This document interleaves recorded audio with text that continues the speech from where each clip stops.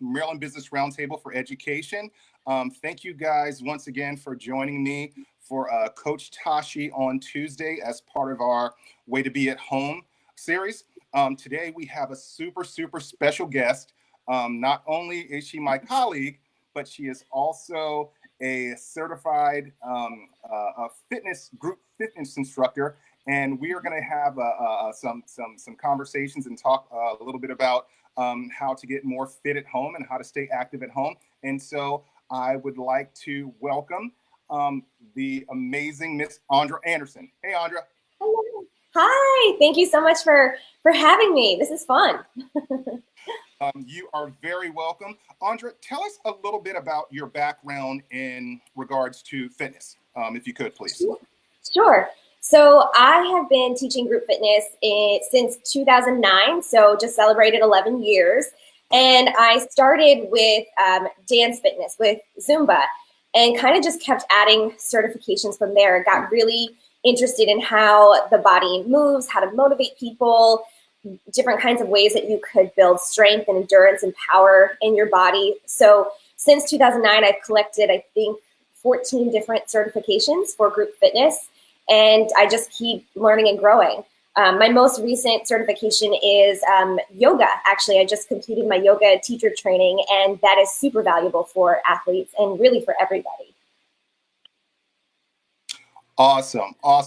And I know you and I had spoke, and we were talking about different things because with me being a coach and you doing what you do as far as the fitness, it's, we were kind of thinking about what can some of these young people do in regards to trying to stay fit and trying to stay active at home, especially with, different seasons, fingers crossed, coming up. So wanted to talk to you and see if you could help us in those regards about what some of these young people could potentially do to stay active while this thing is going on.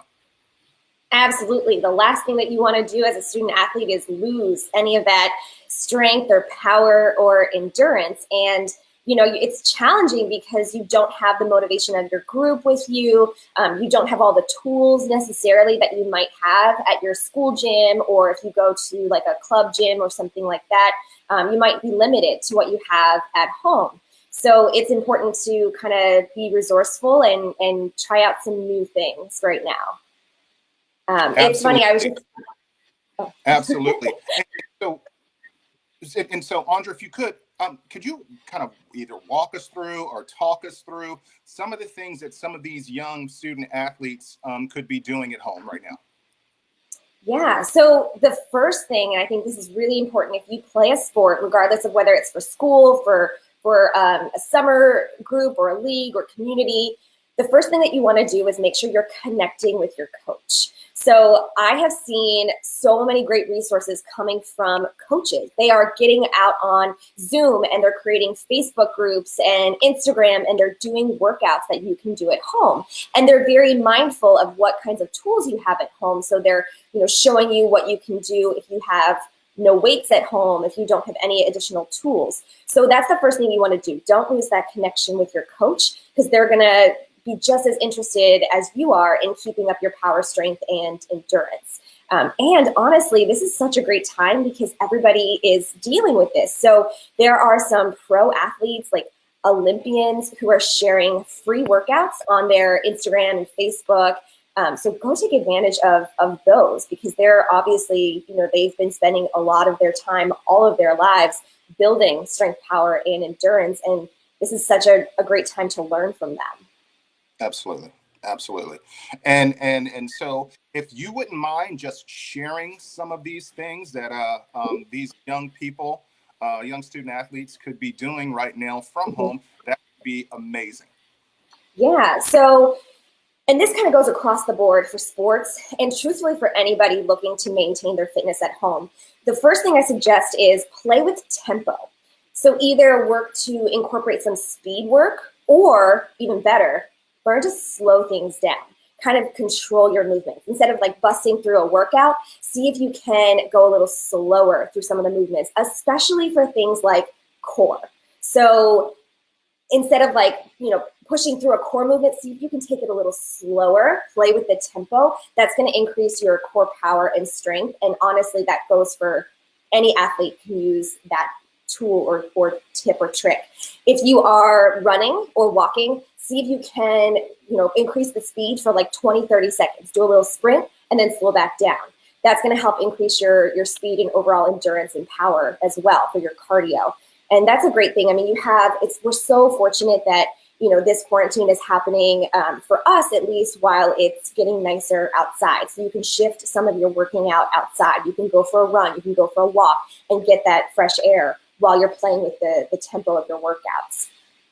Another thing really big is challenge the core. Keep your core strong. That's going to help keep your posture. That's going to honestly help keep your confidence and your motivation strong by keeping that core strong.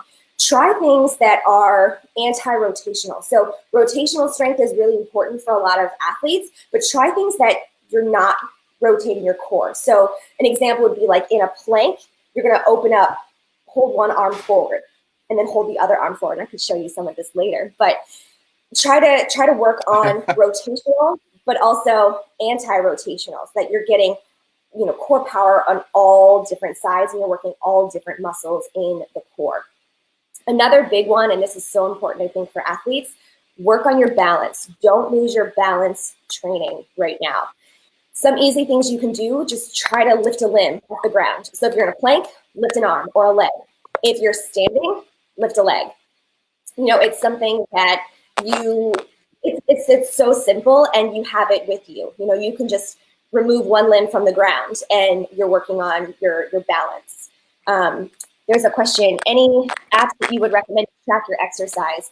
So yes, and right now developers are like, they know that you're at home and they know that you're working out at home. So I know a lot of the big groups like Nike and Under Armour will have different apps that you can, honestly, truthfully, just go Google a tracker. If you don't have an iPhone or if you've got an Android, there might be something more specific, a different app for you there.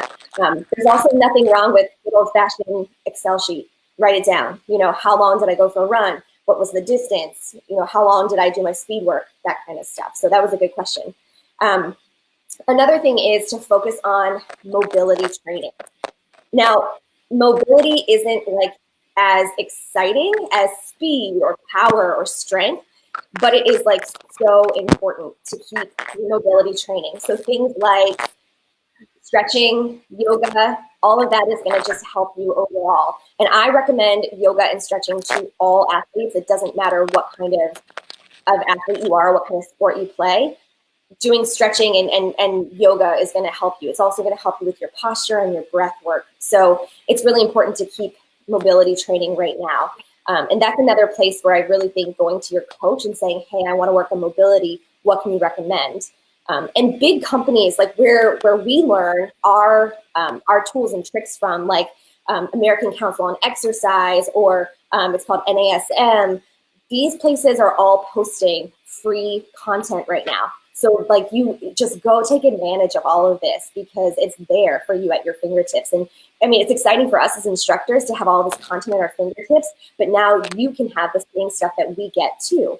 And a lot of these companies are just offering free workouts. Awesome information. And for anything specific to sport, right? And so obviously, to the fall, and so we've got field hockey, we've got foot. Is there anything specific that some? So specific to a sport, yes. There's, like I said, across the board, something like mobility training or yoga would be good for any sport. But I know for some sports, you want to work on strength. So the best way to work on strength, if you don't have the tools at your disposal necessarily, like weight, if you could, increase the body weight training that you're doing. For something like soccer, your footwork is going to be really important. So even just taking a piece of chalk and drawing a ladder on the sidewalk and focusing on putting your feet in and out or going side to side, something like that is really going to help as well.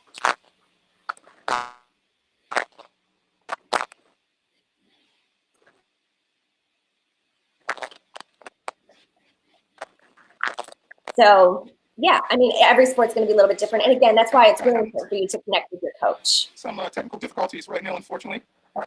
It's okay. I think another thing, there are some easy tools that you can get access to. So things like loop bands. These are awesome because these will increase your strength and help you work on like core power and things like that. And I know that it's hard to get your hands on a lot of tools right now, get things shipped, but definitely loop bands. They're small. I know I've had a lot of clients order them recently, so that's something that could be accessible to you right now.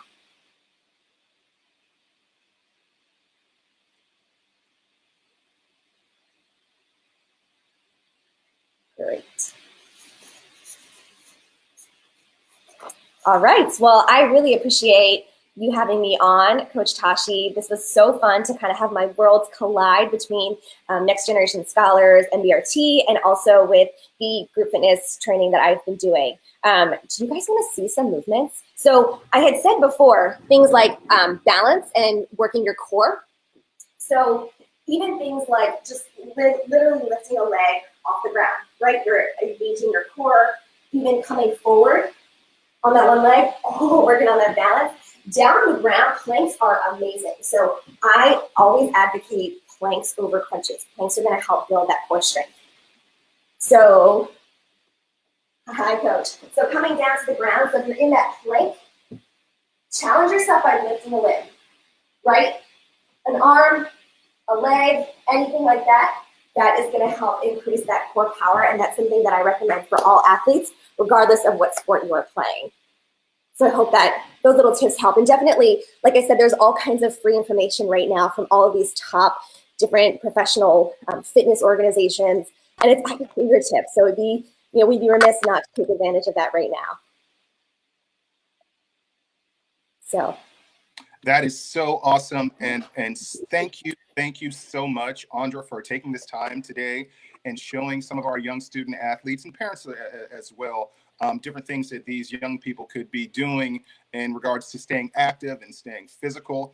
And not only just, this is not just physical, but also working and doing things like this, taking care of your body is also very mental, right? And so this is something that helps you with your mental stability, and and so this is something that we should all be practicing. Not everybody's going to be on the same page as you. Going forward. Yes, you don't have to do burpees all the time. Things like that, but at the same time, it is something that we should all make sure that we're taking some time. And signing off, is there anything else that you would like to share? I think the biggest thing is just stay connected with your coach. Stay connected with your coach. Make sure reach out to some of your team members because they're all in the same position that you are, and see if you can like FaceTime each other while you're doing a workout because that will help you get through it that much better. Try moving some of your workouts outside because again, that fresh air is really helpful. We're very fortunate that it's warm outside, and just keep going. Definitely take rest days when you need them, but try to keep moving.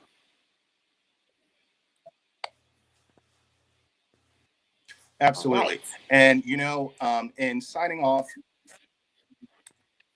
yeah, no doubt about it. And once again, thank you so much, Aundra, for joining us today. Make sure this is a perfect time for these young people to go on and to make sure that they're staying busy and staying active. Great time to download our Way to Be app.